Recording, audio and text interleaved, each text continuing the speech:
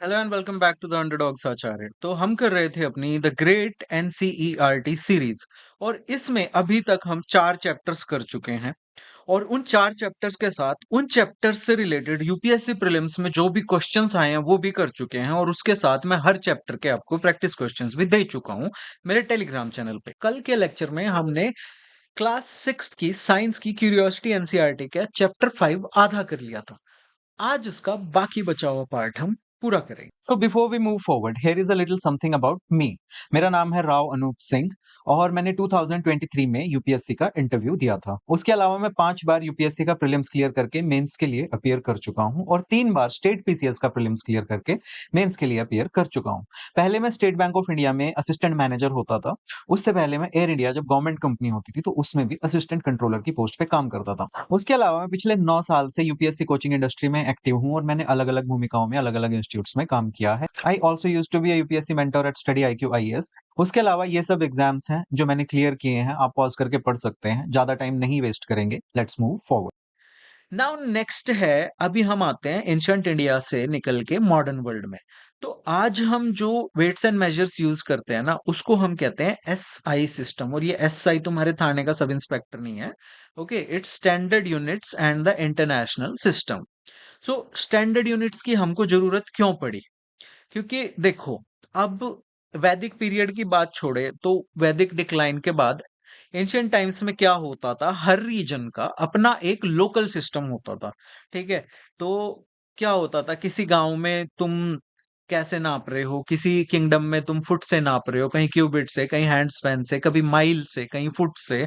सो अलग अलग जगह के अलग अलग सिस्टम हो गए। तो इससे क्या होता था कि कंफ्यूजन क्रिएट होती थी ट्रेड में, कंस्ट्रक्शन में, साइंस में। क्योंकि हर जगह की अपनी अलग मेजरमेंट थी। तो कोई अब फुट यूज कर रहा है, कोई हैंड यूज कर रहा है, कोई आर्म यूज कर रहा है, तो इनको कन्वर्ट कैसे करे आपस में?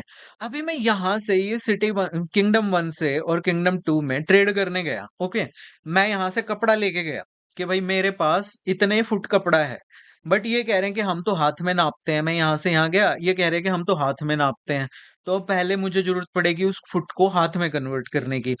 फिर वहां पे अगेन डिस्प्यूट्स होंगे कि नहीं, ये तो इतने को हम इतने के बराबर समझेंगे, इतने को इतने के बराबर समझेंगे।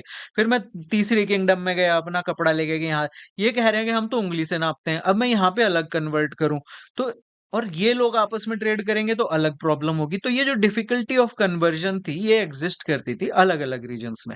अब इसको एड्रेस करना था।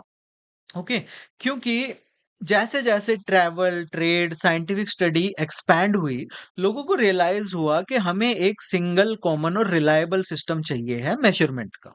इसलिए दुनिया भर के साइंटिस्ट्स, गवर्नमेंट्स एटसेट्रा, इन सब ने एग्री किया कि हम एक यूनिवर्सल स्टैंडर्ड सिस्टम अडॉप्ट करेंगे जो कि सभी कंट्रीज के लिए वैलिड होगा। और इसको नाम दिया गया international system of units, SI system. ये SI इसलिए बोलते हैं क्योंकि ये फ्रेंच वर्ड है। सिस्टम इंटरनेशनल है, पता नहीं जो भी है, तो इसलिए SI बोलते हैं। यानी वैसे इसको इंग्लिश में कहेंगे इंटरनेशनल सिस्टम ऑफ यूनिट्स। तो अब इसका ओरिजिन स्टोरी समझते हैं। तुमको बड़ी पसंद है ना ओरिजिन स्टोरीज, मूवीज में भी देखते हो। तो SI सिस्टम फ्रॉम फ्रेंच, ये है इसका नाम, सिस्टम इंटरनेशनल जो भी है, मेरे को नहीं आती फ्रेंच। तो इट वाज अडॉप्टेड इन 1960 और at a global scientific meeting जिसका नाम था general conference on weight and measures. इस मीटिंग में 1960s में हमने SI सिस्टम अडॉप्ट किया। और ये एक मॉडर्न इम्प्रूव्ड फॉर्म है मैट्रिक सिस्टम का, जिसको कि पहली बार फ्रांस में 1799 में क्रिएट किया गया था। ओके, मैट्रिक सिस्टम यानी कि ये जो तुम्हारा मीटर, सेंटीमीटर, ये सब होता है ना, it's part of matric system.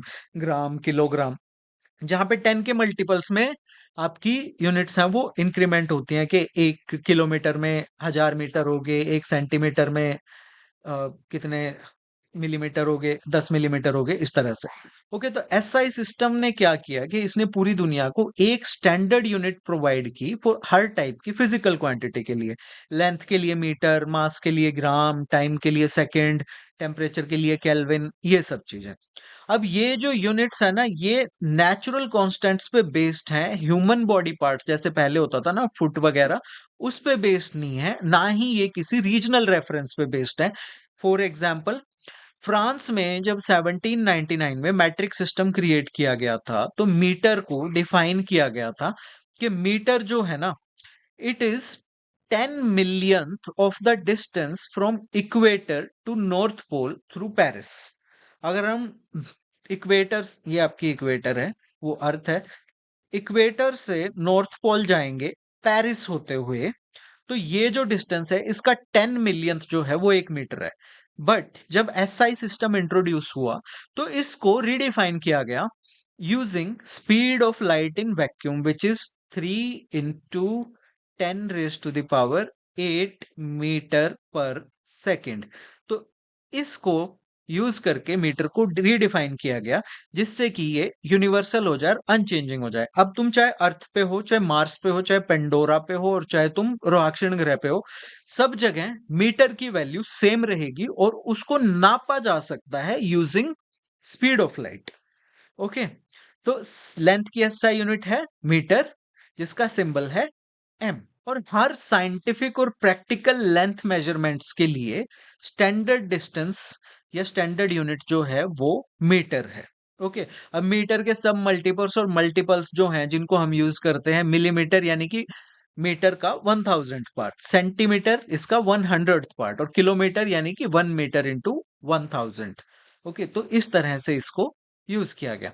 और इससे क्या हुआ कि जो कन्वर्जन है वो बहुत इजी हो गया, कि तुम नर्सरी केजी फर्स्ट में ही बच्चों को सिखा देते हो कि how to measure length. 1 kilometre में बेटा कितने मीटर होते हैं? 1000। 1 मीटर में कितने सेंटीमीटर? 100।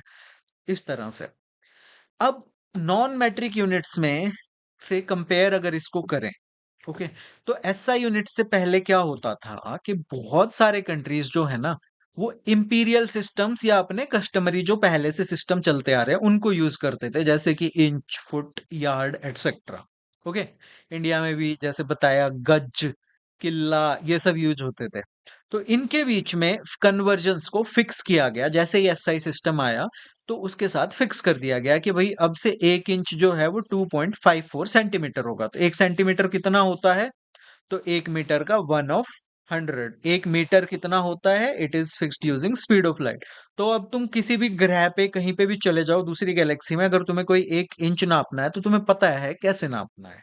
Okay, 1 foot 30.48 centimetre. तो तुम्हारा वो 12 इंच वाला स्केल देखा है ना, जिसपे इधर 12 इंच होते हैं और इधर 30 सेंटीमीटर होते हैं, और तुम कहते हो कि 1 फुट 30 सेंटीमीटर है। No, it's actually 30.48 centimetre.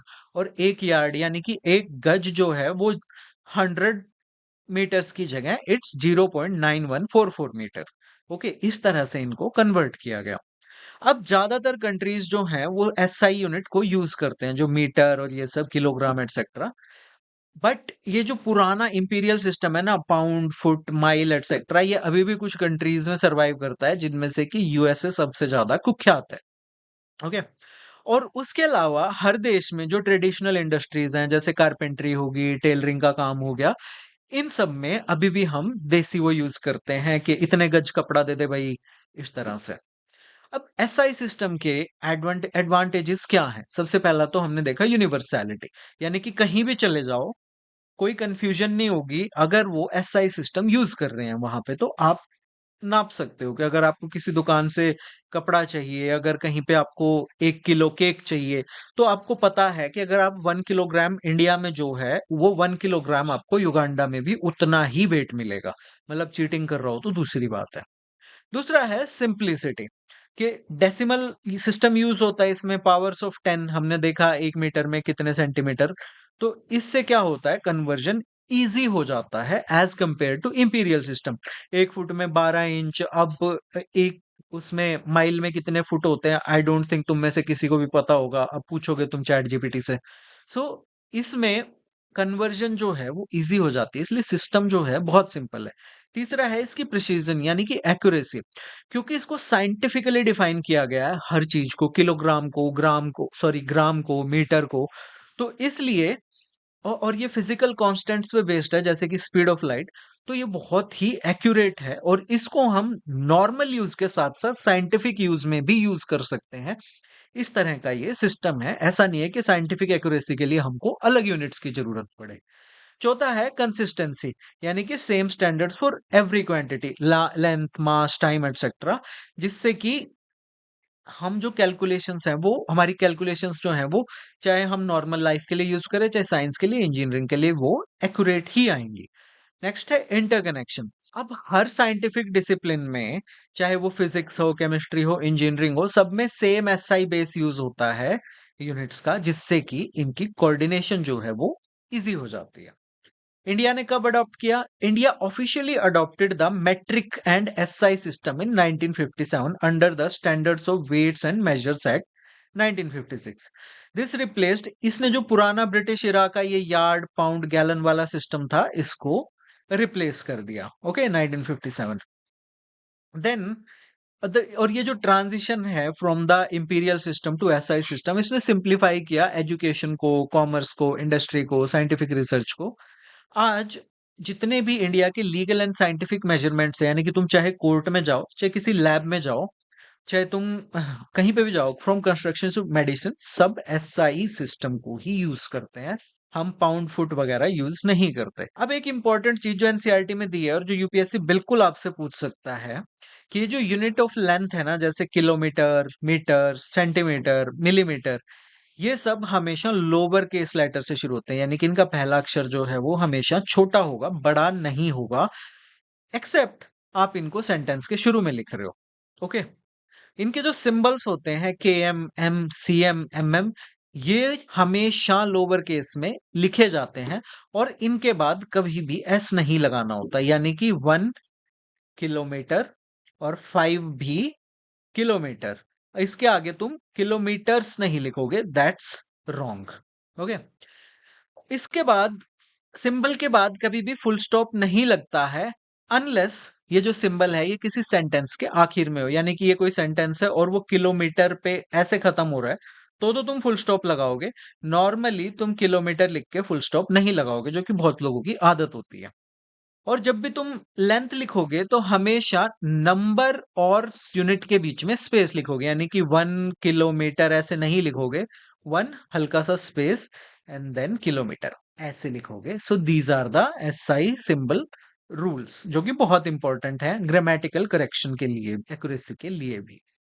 अब नेक्स्ट है इसमें आपका describing position and concept of reference point. अब यहाँ पे हम बात कर रहे हैं कि रेफरेंस पॉइंट क्या होता है और हम किसी पोजीशन को कैसे डिस्क्राइब करेंगे। तो इमेजिन करो तुम एक स्पेसशिप पे हो जो कि अर्थ से मार्स की तरफ जा रहा है कांस्टेंट स्पीड पे, एक स्ट्रेट लाइन में। ओके, बिल्कुल ऐसे, ये इधर अर्थ है, इधर मार्स है, और ये बीच में है कहीं, 1 1.5 साल जितना भी इसको लगेगा लगेगा। अब तुम इस स्पेसशिप के अंदर, तुम अपना अमीर आदमी हो, तुम उसके अंदर अपना एक तुमने ले रखा है पेंट हाउस, तो वहां जिसमें कोई विंडो नहीं है, ओके, स्पेसशिप के अंदर, तो तुम्हें कैसे पता लगेगा कि शिप चल रहा है या रुक गया है? नहीं पता चलेगा। तो अब यहां से समझेंगे कि पोजीशन और रेफरेंस पॉइंट क्या होता है। किसी भी ऑब्जेक्ट की पोजीशन का मतलब होता है स्पेस में उसकी लोकेशन। स्पेस वो अंतरिक्ष वाला स्पेस नहीं, स्पेस यानी कि कोई भी स्पेस, यानी कि वो कहाँ लोकेटेड है, वो होती है उसकी पोजीशन। हम वेयर यानी कि कोई चीज कहाँ है उसको नहीं डिस्क्राइब कर सकते अनलेस हम उसको कंपेयर करें किसी और चीज से जो कि फिक्स्ड है। यानी कि आगे देखते हैं। अब वो जो फिक्स्ड ऑब्जेक्ट है या वो जो फिक्स्ड प्लेस है, उसको हम कहते हैं रेफरेंस पॉइंट या ओरिजिन। साइंटिफिक टर्म्स में अगर इसको समझे तो रेफरेंस पॉइंट जो है वो एक स्टेशनरी ऑब्जेक्ट यानी कि एक रुका हुआ ऑब्जेक्ट होता है या कोऑर्डिनेट होता है, जहां से कि पोजीशन या मोशन दूसरे ऑब्जेक्ट की मेजर की जाती है, यानी कि एक पॉइंट जिसके कंपैरिजन में हम दूसरे पॉइंट की पोजीशन या मोशन मेजर करते हैं। ओके, एग्जाम्पल, हम कहते हैं कि दिल्ली 70 किलोमीटर है आगरा से, तो यहाँ पे आगरा जो है वो रेफरेंस पॉइंट है। बट अगर हम कहें आगरा दिल्ली से 70 किलोमीटर है, तो वहां पे Delhi is the reference point, यानी कि हम दिल्ली को रेफर करके आगरा को बता रहे हैं या फिर हम आगरा को रेफर करके दिल्ली को बता रहे हैं। That is reference point. Everyday understanding में अगर समझे कि अगर तुम कहो कि मेरा स्कूल या मेरा कॉलेज मेरे घर से 2 किलोमीटर है, तो यहाँ पे तुम्हारा घर जो है ना, वो रेफरेंस पॉइंट है, क्योंकि तुमने उससे कंपेयर करके बताया कि कितनी दूर है। ऐसे ही हाईवे पे तुमने ये देखे होंगे, माइलस्टोन कहते, माइलस्टोन है इसको, आयरनी, बट इस पे लिखा किलोमीटर होता है, तो किलोमीटर स्टोन हुआ ना। हाँ, किलोमीटर स्टोन ही है। तो ये जो किलोमीटर स्टोन है, दिल्ली 70 किलोमीटर, इसका मतलब है कि अगर दिल्ली से डिस्टेंस नापें इस पॉइंट तक का, तो 70 किलोमीटर है। ओके। तो Delhi is the reference point, जो कि एक फिक्स रेफरेंस पॉइंट है, और जिससे कंपेयर करके हम इस पत्थर की जगह बता रहे हैं कि ये पत्थर दिल्ली से 70 किलोमीटर दूर है। Now, without mentioning Delhi, 70 kilometre अगर मान लो इस पे दिल्ली ना लिख रखा हो, सिर्फ 70 किलोमीटर लिख रखा हो, और तुम्हारी बाइक का पेट्रोल खत्म होने वाला हो या कार का, कहाँ से 70 समझोगे तुम इसको? दिल्ली से, इलाहाबाद से, पुणे से, मुंबई से, कहाँ से? क्योंकि कोई रेफरेंस पॉइंट नहीं है, तो इस 70 किलोमीटर का कोई मतलब नहीं हुआ। ओके। सो इसका मतलब हुआ कि distance alone needs a starting point, यानी कि यहाँ पे देखते हैं, थोड़ी सिंपल सी ड्राइंग में एनसीईआरटी ने बड़ी क्यूट सी ड्राइंग दी हुई है। हाँ, तो ये है तुम्हारा दिल्ली, इंडिया गेट है। तो ये स्टोन 10 किलोमीटर दूर है, ये 20, और ये यहाँ पे ये 70 किलोमीटर दूर है। तो ये होता है तुम्हारा reference point, Delhi. Delhi is the reference point जहां से ये सारे डिस्टेंसेस हैं। देखते हैं change in position and motion, यानी कि कुछ भी चीज चलती है तो उसकी पोजीशन चेंज होती है। पोजीशन हमने देखा, एक ऑब्जेक्ट की location with reference to another object. अब मान लो एक ऑब्जेक्ट की पोजीशन जो है वो चेंज होती है टाइम के साथ साथ एक रेफरेंस पॉइंट के कंपैरिजन में, तो उस ऑब्जेक्ट को हम कहेंगे ये ऑब्जेक्ट इन मोशन है। ओके। यानी कि सिंपल समझो, बिल्कुल स्कूल के बच्चों की तरह समझो। अब मान लो तुम अपनी फॉर्च्यूनर लेके चले दिल्ली से और यहाँ, ओके, और तुम यहाँ पे पहुंच गए 1 घंटे में। तुम यहाँ से 1 बजे चले और 2 बजे यहाँ पहुंच गए। तो मान लो 10 मिनट बाद तुम यहाँ थे, 20 मिनट बाद तुम यहाँ थे, 30 मिनट बाद यहाँ, 40 के बाद या 50 या 60 या इस तरह से, फॉर एग्जाम्पल। तो तुम्हारी पोजीशन जो है वो with reference to Delhi change हो रही है, कि विद मतलब टाइम को भी कंसिडर कर रहे हैं हम, यहाँ से यहाँ से यहाँ से यहाँ पे है, तो इसको कहते हैं कि तुम मोशन में हो, इसलिए तुम्हारी पोजीशन जो है with reference to a reference point change होती जा रही है। ओके।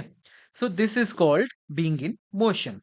अगर एक ऑब्जेक्ट की पोजीशन विद टाइम चेंज होती है relative to a reference point, जो कि ऊपर दिल्ली था, तो उस ऑब्जेक्ट को, यानी कि तुम्हारी फॉर्च्यूनर को और तुमको, इन मोशन कहा जाएगा। और अगर पोजीशन नहीं चेंज होती है तो कहा जाता है कि तुम एट रेस्ट हो, यानी कि बीच में तुम्हारी फॉर्च्यूनर खराब होगी या तुम रुक के ढाबे पे खाना खाने लग गए, तो तुमको कहा जाएगा कि with reference to Delhi you are at rest. Okay. Example, कोई पैसेंजर है, अब ये बहुत इंटरेस्टिंग है, ध्यान से सुनना। एक बस के अंदर बैठा हुआ है। ओके। तो विद रिस्पेक्ट टू, अगर बाहर देखें हम, बाहर कोई खड़ा है या कोई पेड़ है, तो उसके रेफरेंस पॉइंट से अगर हम देखेंगे तो वो जो पैसेंजर है वो मोशन में, यानी कि वो चल रहा है। यानी कि ये बस है तुम्हारी, और इस बस में यहाँ पे बाहर कोई बंदा खड़ा है, और तो इसके रेफरेंस पॉइंट में you are in motion. But अगर बस का कंडक्टर तुमसे टिकट लेने आए और तुम सीट पे बैठे हो और बस चल रही है, उसके रेफरेंस पॉइंट से you are at rest. Okay, because वो भी तुम्हारे बराबर ही चल रहा है। सो इससे पता चलता है कि rest and motion are relative concepts, कोई फिक्स्ड कॉन्सेप्ट नहीं है। Rest and motion are relatives, यानी कि तुम इसके पॉइंट ऑफ व्यू से, इसके रेफरेंस से तो मोशन पे हो, बट कंडक्टर के रेफरेंस से तुम एट रेस्ट हो। ओके। अब साइंटिफिक एक्सप्लेनेशन देखते हैं इसकी। फिजिक्स में रेफरेंस पॉइंट जो होता है वो होता है आपका ये 0 0 0, किसी भी कोऑर्डिनेट सिस्टम में। तो अगर किसी भी ऑब्जेक्ट की पोजीशन डिफाइन करनी हो तो हम इसी 0 0 0 के रेफरेंस में डिफाइन करते हैं, यहाँ पे यहाँ पे यहाँ पे, इस तरह से। इतना ही जानो, इसको ज्यादा डीप में नहीं जानना। नेक्स्ट है, अगर इसको हम ज्योग्राफी से कनेक्ट करें तो क्या होगा कि हमने अर्थ को भी लैटिट्यूड्स लॉन्गिट्यूड्स में बांटा हुआ है। ओके, इस तरह से। और इन सबको डिग्रीज दी हुई है, इक्वेटर है 0 डिग्री और प्राइम मेरिडियन जो है वो भी है 0 डिग्री।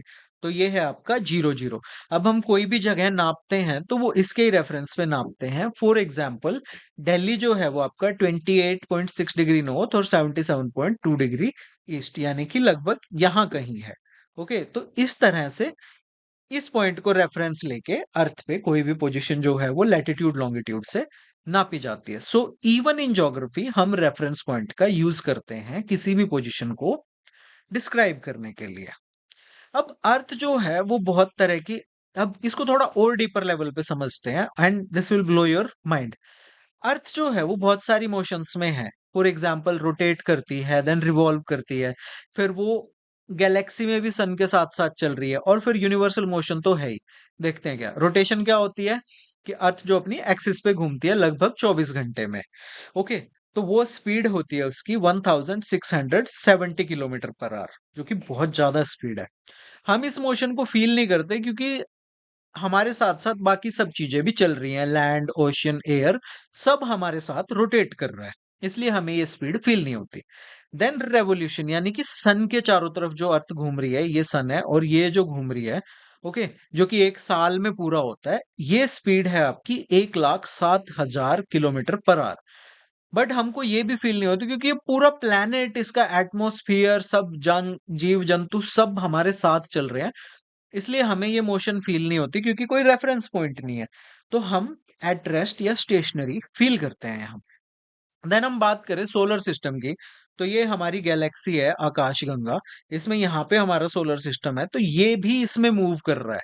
ओके, और इसकी स्पीड है 7,92,000 किलोमीटर पर आवर। बट और इसकी एक कंप्लीट रेवोल्यूशन को लगभग 250 मिलियन ईयर लगते हैं, जिसको हम गैलेक्टिक ईयर कहते हैं। बट हमको ये भी फील नहीं होती क्योंकि हमारे साथ जुपिटर मरकरी सब चल रहे हैं, तो कोई रेफरेंस पॉइंट ही नहीं है कि हम उसको कॉम्प्रीहेंड कर सके कि हम 7,92,000 किलोमीटर की स्पीड पे ट्रेवल कर रहे हैं। ओके, उसके बाद जो हमारी गैलेक्सी है, इवन वो खुद स्पेस में मूव कर रही है speed of 21,60,000 kilometre per hour की स्पीड से, वर्गो क्लस्टर की, जो कि ग्रुप ऑफ गैलेक्सीज है उसकी तरफ। ओके, और ये स्पीड भी हमको फील नहीं होती है क्योंकि पूरी गैलेक्सी ही मूव कर रही है। एंड देन जो आपकी बिग बैंग के बाद जो स्पीड थी वो तो है ही। Okay, so why do we feel at rest despite these huge speeds? तो हम ग्रैंड टोटल अगर मिलाएं तो लगभग 2 मिलियन किलोमीटर पर आवर की स्पीड से मूव कर रहे हैं एवरी लिविंग मूवमेंट। बट हम इस स्पीड को फील नहीं करते हैं, इस मोशन को फील नहीं करते हैं क्योंकि हमारे चारों तरफ जो भी है वो इस सेम वेलोसिटी से चल रहा है। जैसे बस में तुम और कंडक्टर साथ चल रहे थे ना, तो कंडक्टर को तुम बैठे हुए लग रहे थे और तुम्हें कंडक्टर खड़ा हुआ लग रहा था। ऐसे ही गैलेक्टिक स्केल पे भी बेशक हम 2 मिलियन किलोमीटर पर आवर की स्पीड से चल रहे हैं, बट क्योंकि उसको कंपेयर करने के लिए ना तो कोई रेफरेंस पॉइंट हमें दिखाई देता है अपनी नेकेड आई से, और ना ही कोई रिलेटिव मोशन दिखाई देती है, तो इसलिए हमें सब कुछ एट रेस्ट लगता है। Okay, so in universe nothing actually is at rest. Okay, so we are never truly stationary. हम दिखते हैं कि रुके हुए हैं बिकॉज हमारे साथ आसपास जो कुछ भी है वो सब हमारी ही स्पीड से चल रहा है। तो अब यहाँ पे फिलोसॉफिकल इंसाइट भी आ जाती है कि there is no absolute rest in the universe. All objects are in motion relative to something else. और जिसे हम रेस्ट कहते हैं वो एक्चुअली रिलेटिव रेस्ट है।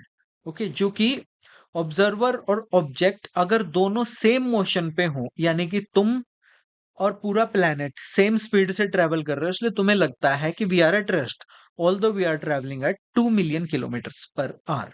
और ये जो प्रिंसिपल है ये फाउंडेशन है मॉडर्न फिजिक्स में आइंस्टाइन्स प्रिंसिपल ऑफ रिलेटिविटी का। ओके, और फिलोसॉफिकली सोचो थोड़ा डीप में जाके तो stillness is only a matter of respect. So guys, video बहुत लंबा हो रहा है और लंबे वीडियोस में आपका डोपामीन रिलीज होना बंद हो जाता है, रिटेंशन खत्म हो जाती है, तो बाकी का पार्ट हम कल करेंगे। बट मीनवाइल अगर आपको लेक्चर की पीडीएफ चाहिए तो you can go to my Telegram channel, जिसका क्यूआर कोड मैंने आपको यहाँ दिया हुआ है, लिंक भी डिस्क्रिप्शन में है, कैसे भी आप इसको ज्वाइन कर सकते हैं और वहां पे आपको सभी लेक्चर्स की पीडीएफ मिलेगी। लाइक करें, शेयर करें, सब्सक्राइब करें, क्योंकि अभी आपका लाइक ही मेरी कमाई है। Share it with your friends. Have a great day. Thank you for watching.